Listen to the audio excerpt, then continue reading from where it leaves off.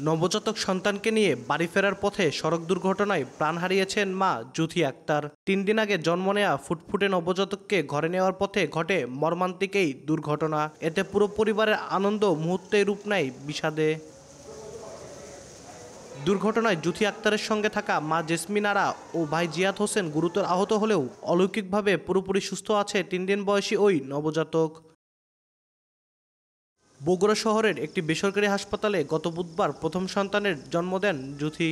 শনিবার বিকেলে সিএনজি চালিত অটোরিকশায় করে পরিবারের সদস্যদের সঙ্গে নবজাতককে নিয়ে বাড়ি ফিরছিলেন। পথে শিমলা বাজার এলাকায় অপর একটি অটোরিকশার সঙ্গে সংঘর্ষ হয়। আহত হন 3 জন। ফায়ার সার্ভিস কর্মীরা তাদের উদ্ধার করে হাসপাতালে নিলে জুথিকে মৃত ঘোষণা করেন চিকিৎসক। স্ত্রীকে আমি ধরে নিয়ে আসছি, আমার শরীর আমার শালাকে ধরেছিল।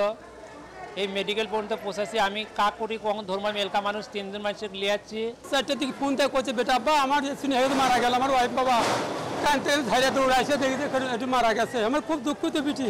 নগদের কাছে সব গ্রাহকই প্রিয়, তাই তো সারা দেশে ক্যাশ আউট চার্জ সবচেয়ে কম।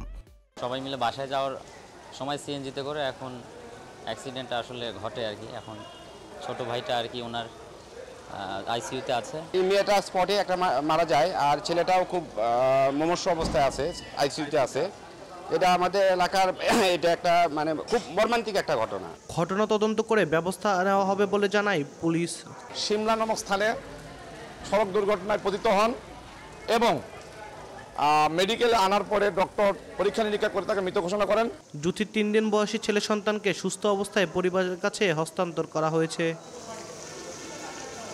আব্দুল আউয়াল, সময় সংবাদ, বগুড়া।